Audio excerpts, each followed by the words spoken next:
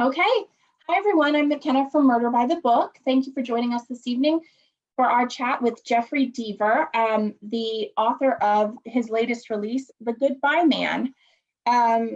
So we're going to start off this evening like we would in the store. One of my favorite things is when we have Jeff come for a visit, and he actually does a reading that makes you want to read more of the book. So we're going to have him do that while he's reading. If you have any questions come up, feel free to add those in the comments. John from Murder by the Book is moderating, and he'll get those to me for later on in the chat. But I'm going to go away for a minute and let Jeff have the show.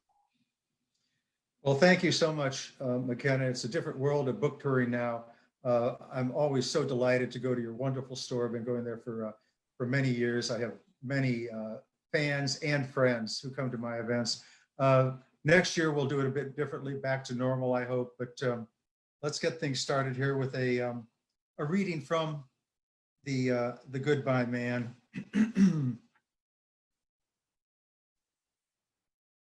Seconds to decide, swerve left, swerve right, a steep drop into brush, or a narrow shoulder that ends in a cliff wall. Left, it was instinct. Coltershaw spun the wheel of his rental Kia sedan hard, braking intermittently. He couldn't afford a skid. This vehicle, which had been doing 40 along the winding stretch in High Mountain, plunged into foliage, narrowly missing a collision with the boulder that had tumbled down a steep hillside and rolled into the middle of the road before him. Shaw thought that the sound of a 200-pound piece of rock rolling through brush and over gravel would be more dramatic. The transit was virtually silent. Left turned out to be the correct choice. Had he gone right, the car would have slammed into a granite outcropping hidden by tall beige grass. Shaw, who spent much of his time assessing the percentage likelihood of harm when making professional decisions, nevertheless knew that sometimes you simply had to roll the dice and see what happened. No airbags, no injury. He was, however, trapped inside the Kia. To his left was a sea of Mahonia, otherwise known as Oregon grape. Benign names both, belying the plant's needle-sharp spikes that can penetrate cloth on their effortless way into skin. Not an option for an exit. The passenger side was better, blocked by only insubstantial cinquefoil in cheerful June bloom, yellow, and beyond that, a tangle of forsythia. Shaw shoved the right-hand door open again and again and again, pushing back the viney plants. As he did this, he noticed that the attacker's timing had been good. Had the weapon fallen sooner, Shaw could easily have braked. Any later, he would have been past it and still on his way. And weapon it must have been. Washington State certainly was home to earthquakes and seismic activity of all sorts, but there'd been no recent shivering in the vicinity, and rocks that are this big usually stay put unless they're leveraged off intentionally in front of or onto cars driven by men in pursuit of an armed fleeing felon. After doffing his brown plaid sports coat, Shaw began to leverage himself through the gap between door and frame. He would shove the door open, retreat, and shove once more. The gap slowly grew wider. It was then that he heard a rustling in the brush across the road.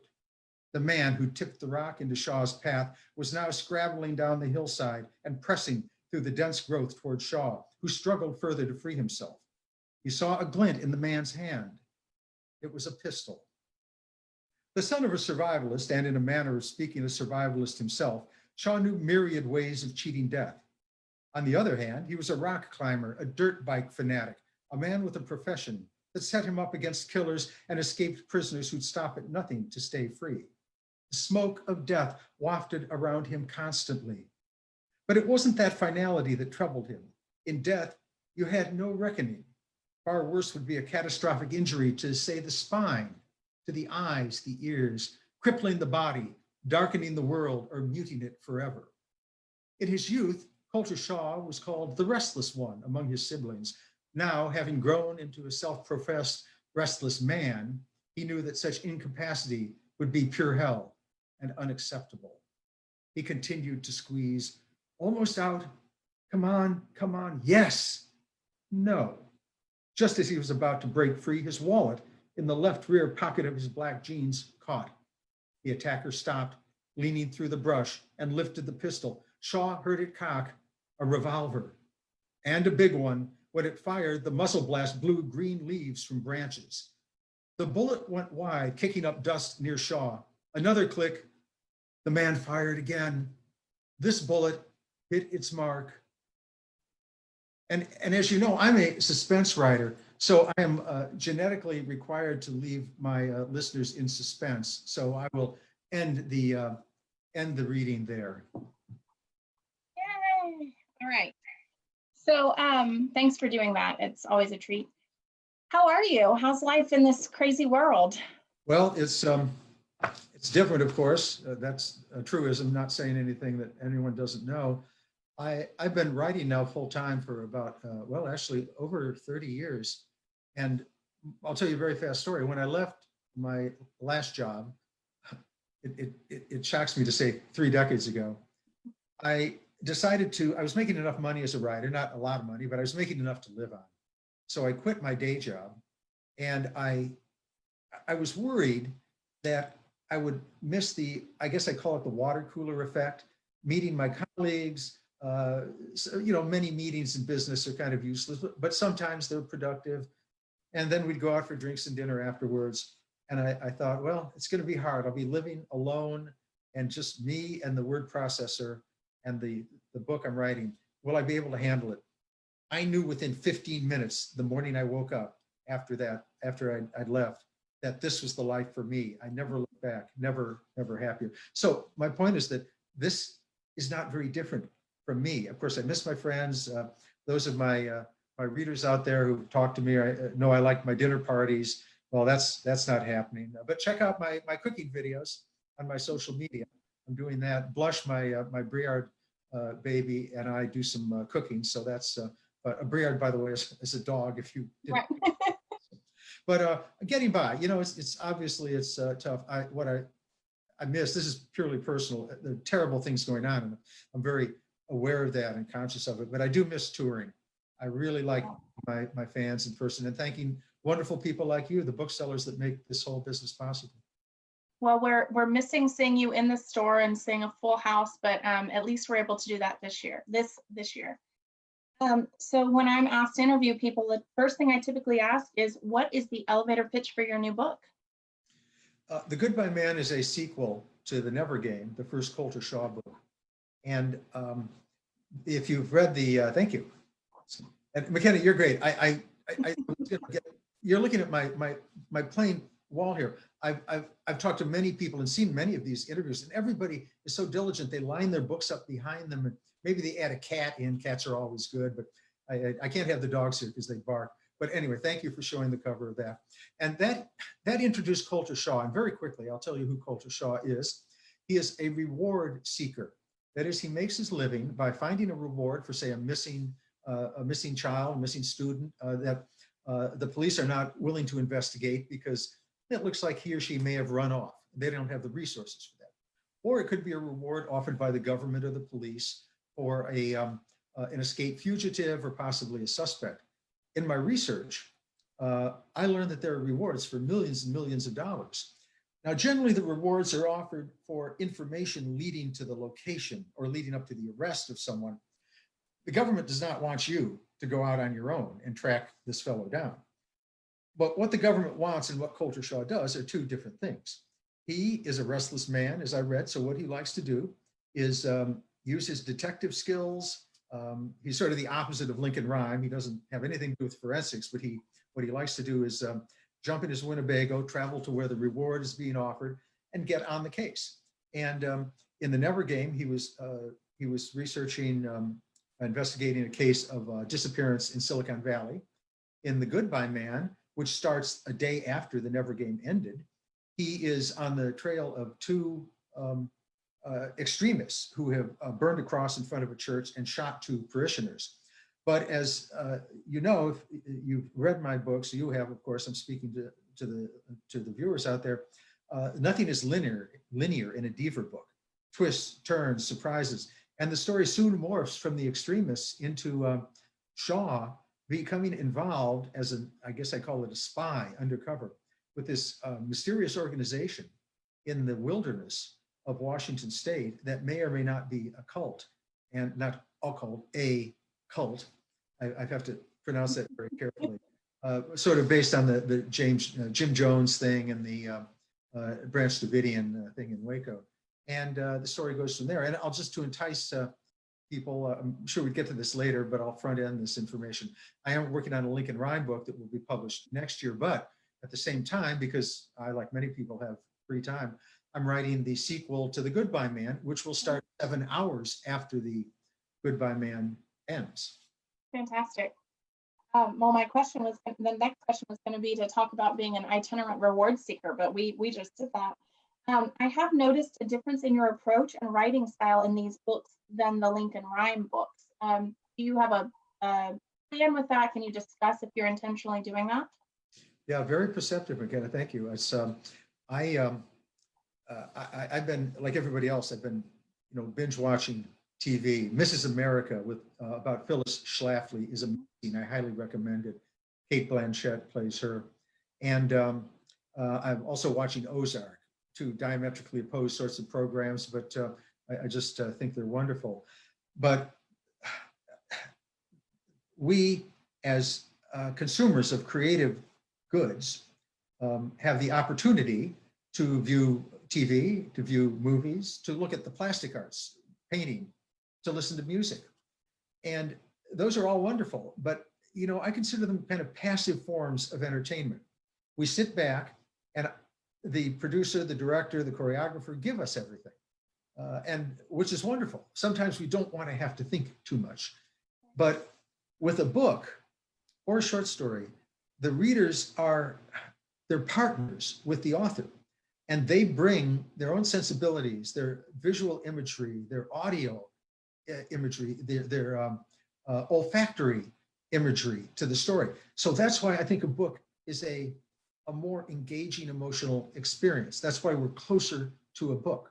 I mean, I like to touch a book and hold it. And if I had a DVD of Breaking Bad, I wouldn't do that. I mean, I certainly enjoy watching it, but I don't have that kind of emotional connection with and with the story either, because once it's done, we kind of move on to something else. But a book stays with us. Well, to make a long story short, I think it's important for us authors, however, to recognize the importance of those other passive forms of entertainment within our audience, and to try to grab back some of that market. And so what I've done in my Coulter Shaw books is to write a shorter book, a book that is more cinematic, a book with less internal dialogue. The writing is simpler. Not that people can't understand the words in the Lincoln Rhyme book, but I use shorter words. I intentionally will look at a word I've written that may come naturally out of my thoughts, and I'll say, no, that's a word that maybe 10% of the audience will have to look up. Well, that's unacceptable.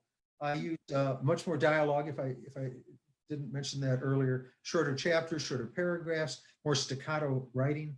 And it's my take on creating a book that I think will be a more immediate experience given this kind of soundbite and passive entertainment world. Right. It's so much harder to hold people's attention anymore. And so something that's gripping and fast-paced all the way through, or not necessarily fast-paced, but keeps the reader's attention all the way through, certainly is not a bad idea. I noticed it definitely does have a very cinematic quality. So I think you achieved that.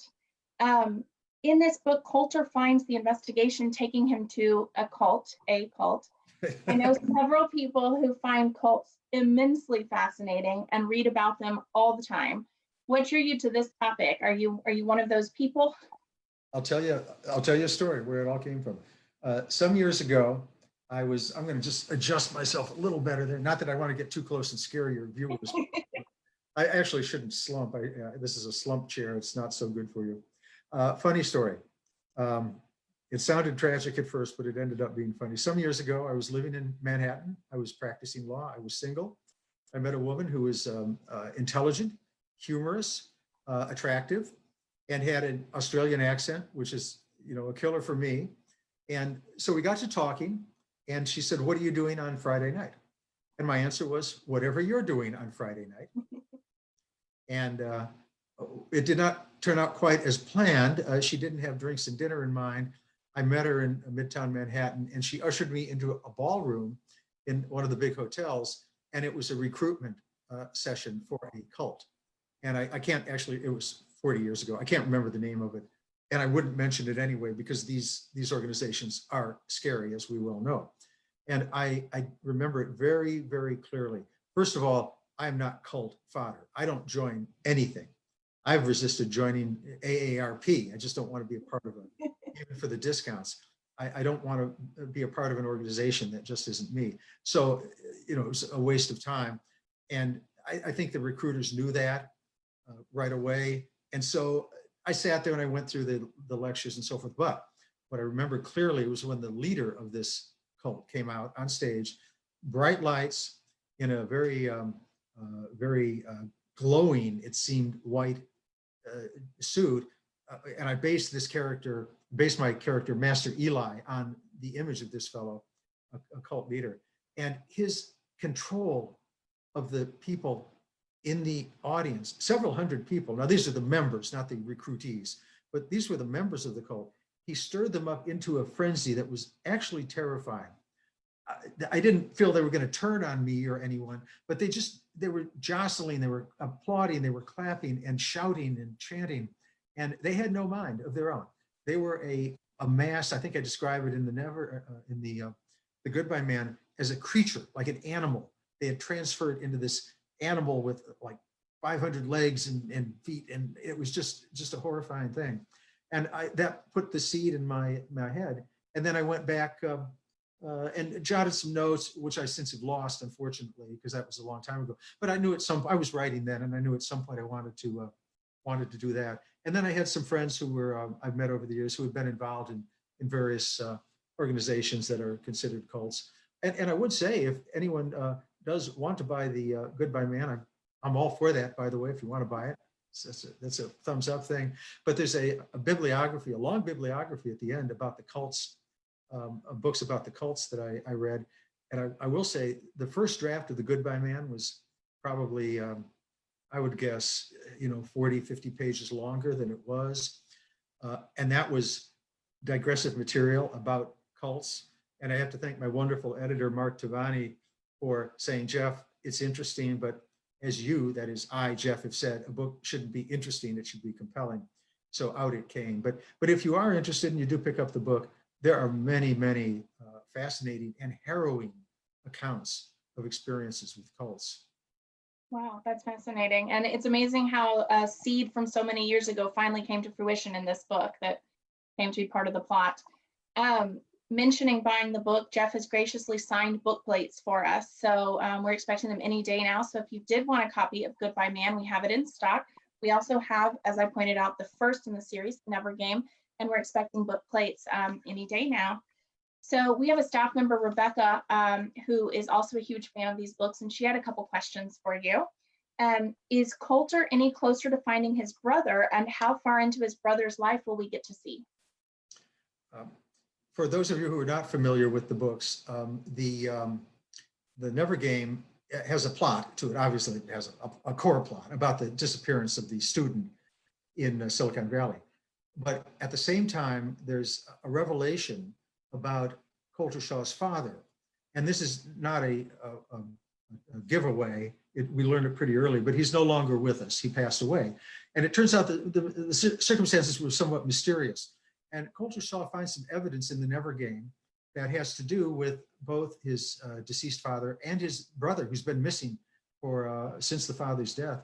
And it might be a MacGuffin, it might not mean anything, but it also could be a key to the father's death, the brother's disappearance, and much more.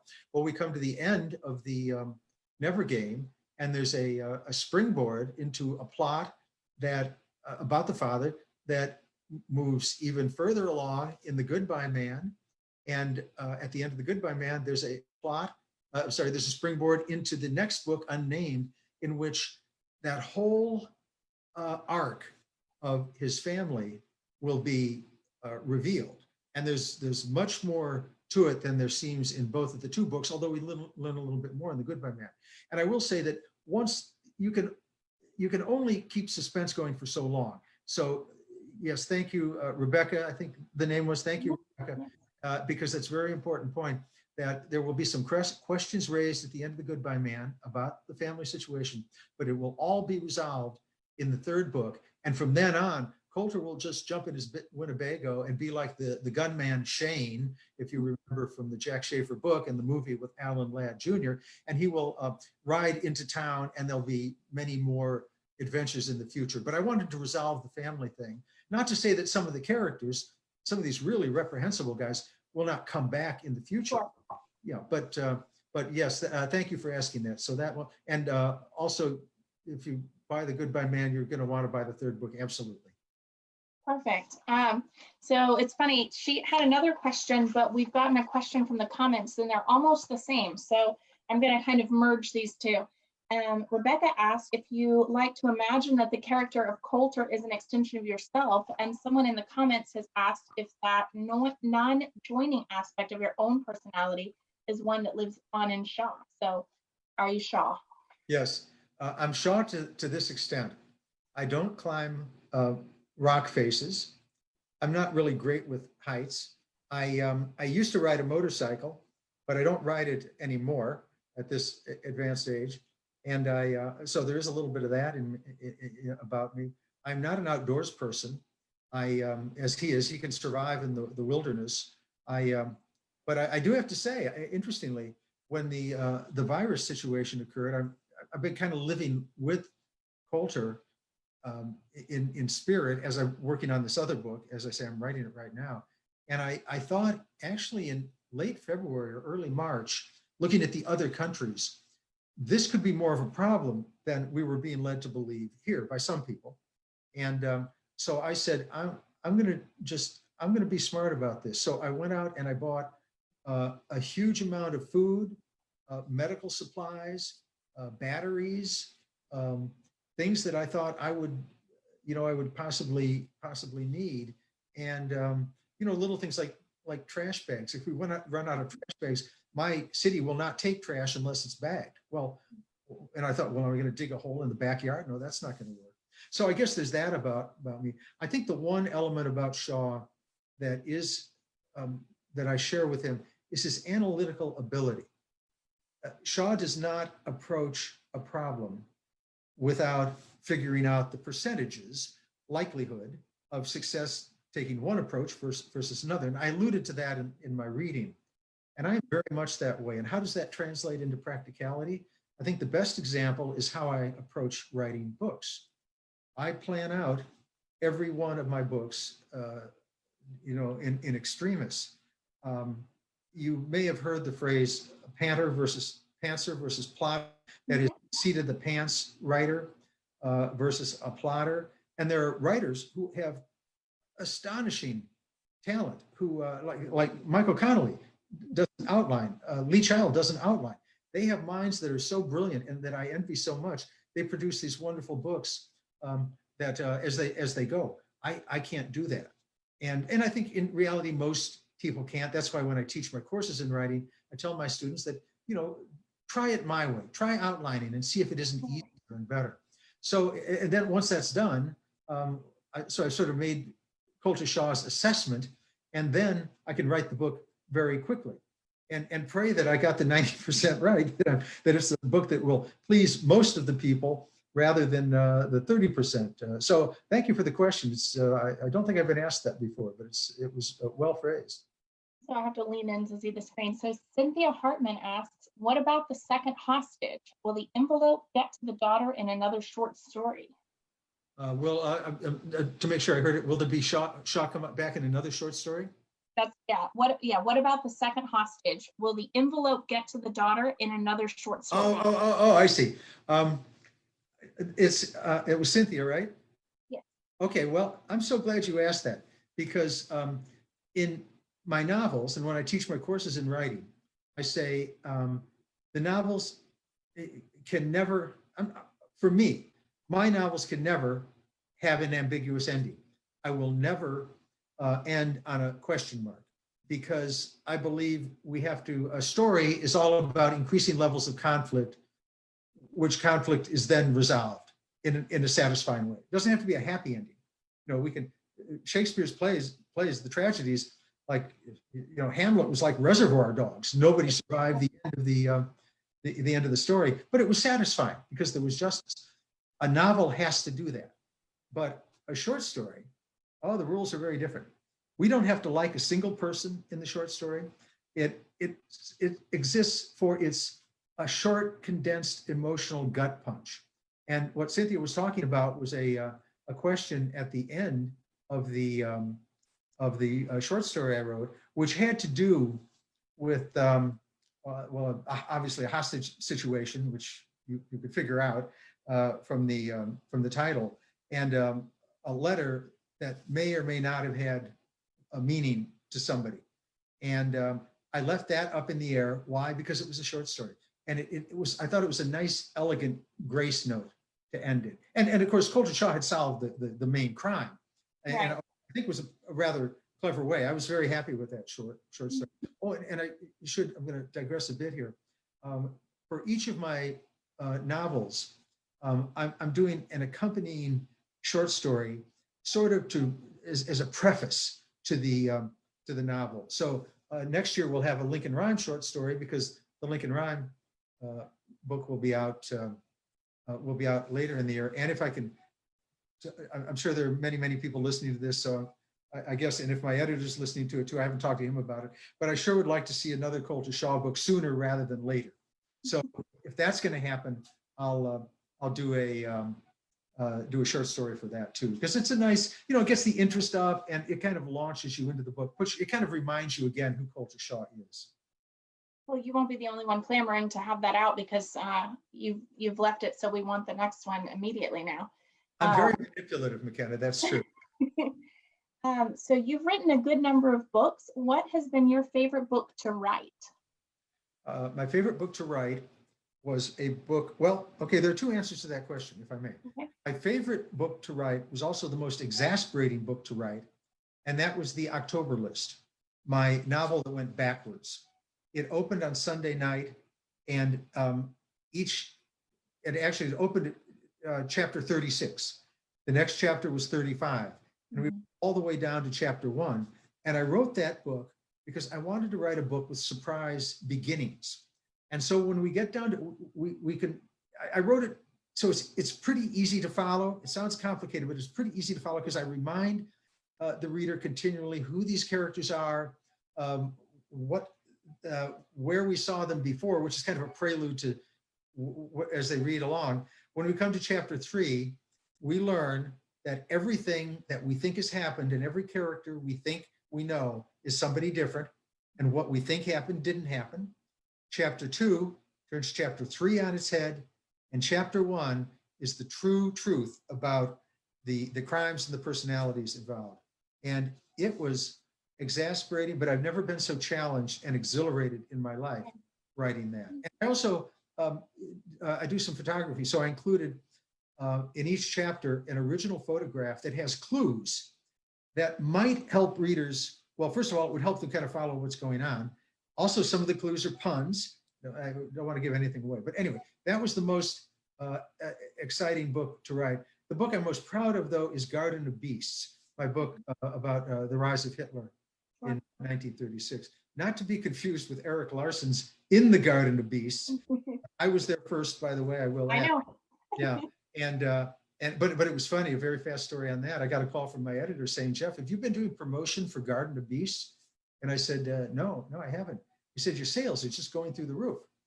Well, we couldn't figure out why. Well, Eric Larson, who is a wonderful writer, I love everything he does, and so he had published a hardcover in the Garden of Beasts. Well, people go to Amazon or go to the bookstore and say, "I want Garden of Beasts," or In the Garden of Beasts. They say, "Well, you can have the $29.95 in the Garden of Beasts, or here's Garden of Beasts for the mass market for $7.99. What are they going to buy?" So Eric, if you're listening, I suspect you're not, but if you are, thank you. That's a great story. So speaking of Lincoln Rhyme earlier, I hear there's exciting news for Lincoln Rhyme fans on the TV front. Yes, that was very fun. NBC, one of my favorite networks, because they did Seinfeld, of course, one of my all-time favorite shows. They did The Man from U.N.C.L.E., Johnny Carson. The fact that NBC picked up my book to make a movie, make a TV series of, was just very exciting. It stars. It's had 9 episodes. It's finished now. We're still waiting to hear if it's going to be picked up for a second season. Hollywood is in chaos now, understandably, Right. because how do you go to a soundstage and shoot? It has not been canceled. It has not been picked up. We're still awaiting.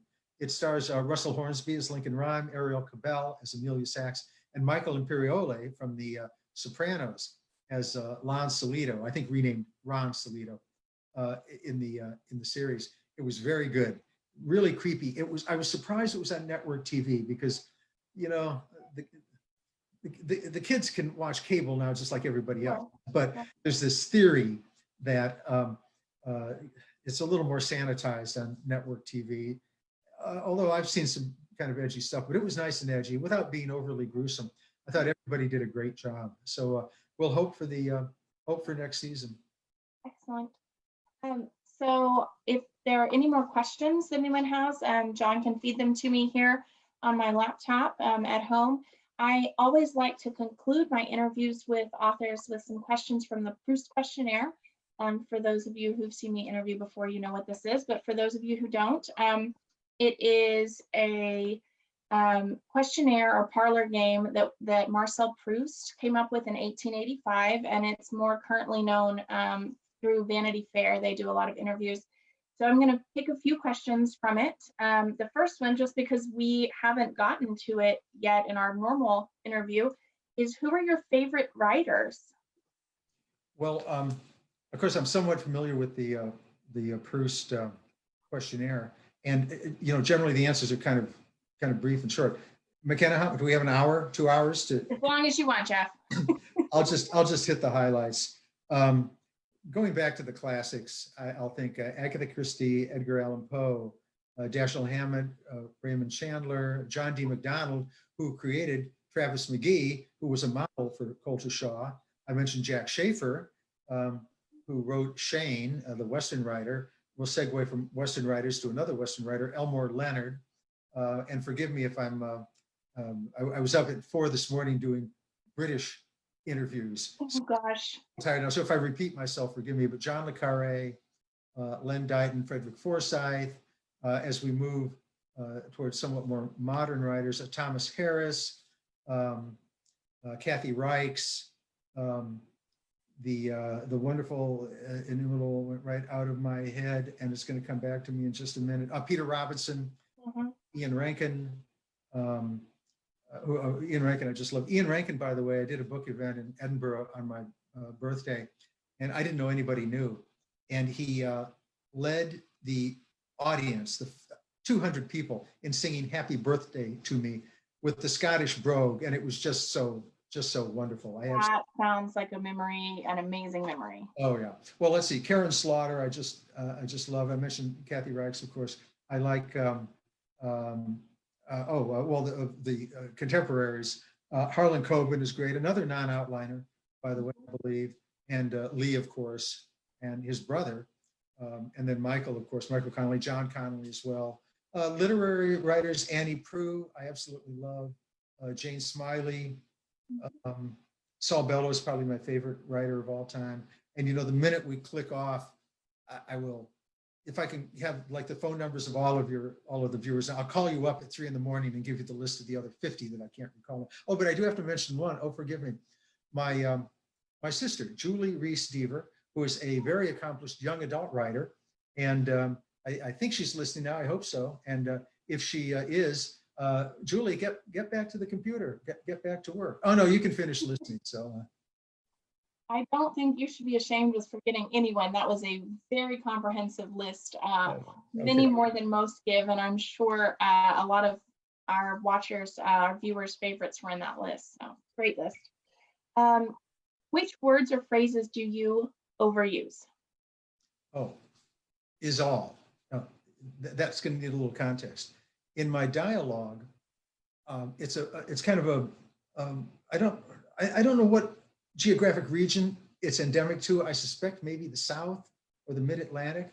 But he said, like Colter Shaw would go up to somebody who's looking suspicious, and he'd say, "So what are you up to?" And he said, I was just checking it out is all. And, it's a valid phrase. People say that, but I saw I'd done it once or twice, and I searched, computers are wonderful. You can search a phrase and see how many times you've used it. And so I think it's like 37 times. You don't really hear it all that. Now, this is an interesting story. I'll tell if we have a minute or two here. Sure. I do a lot of book events, and I sit in on courses. Sometimes I'm on the panel. Sometimes I sit and listen to people. And I was at a event. I think it was in Virginia, and a young writer who was there for his first book, very excited to be publishing his first book, was giving a speech on the editing process. And one of the things he said was his editor looked at his dialogue and said, I can't remember his name, John, I'll make it up.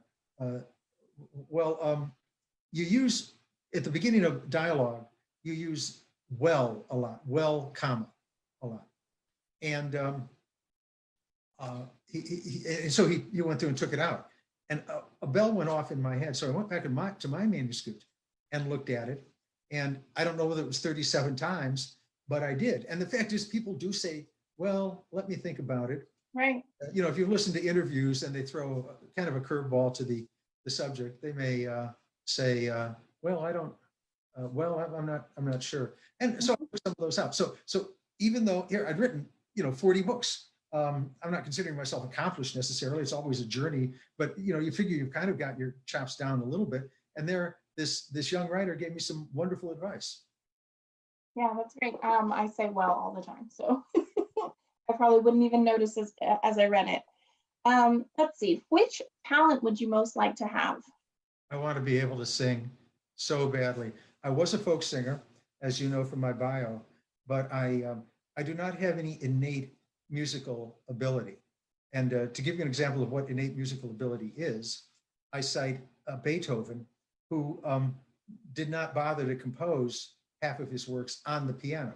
He heard it all in his head. I don't know whether he had a voice or not, but that's a musician. I took a guitar seminar once with a Howard Roberts, who was a wonderful jazz guitarist, played with the LA Symphony, composed many wonderful things. And so I was there. It was the Old Town School of Folk Music where I was teaching. And I was there with a number of other people with their acoustic guitars where we would strum Pete Seeger songs. And I was writing a lot of songs at the time. And so he's giving us this lecture, and he said, what are you holding your instruments for? Because what you're going to do is you're going to compose in your head and then write it down or remember it and then play it later. That's not where I was. And I would love to be able to do that. And so there you have it. But you are a lyricist, right? Yeah, I write. The words came very easily to me. I've written songs, and I had the album called XO, based on my book XO, and I wrote an album of songs for that, and it did pretty well, and that was fun. But somebody else wrote the music to that, and certainly somebody else sang it. A wonderful musician from, I think she was from. We put it together in Nashville. I think she was from Birmingham, Treva Blomqvist, wonderful musician. I remember, I think we played some of that music when you came for that book. Yeah, that was a lot of fun. It was. Who is your hero of fiction? My hero of fiction is George Smiley from Tinker Tailor Soldier Spy, Smiley's People, and several other John le Carre's characters. This could be apocryphal.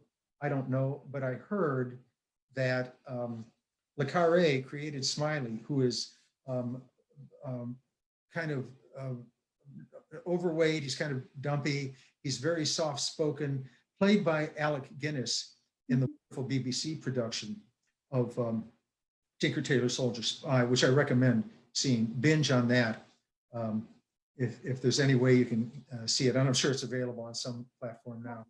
And I had heard that le Carre wrote Smiley, who didn't even have a gun, or he found one at one point, but he never used it. Didn't drive a fast car. He used his mind as his tool to practice the art of espionage. Mhm.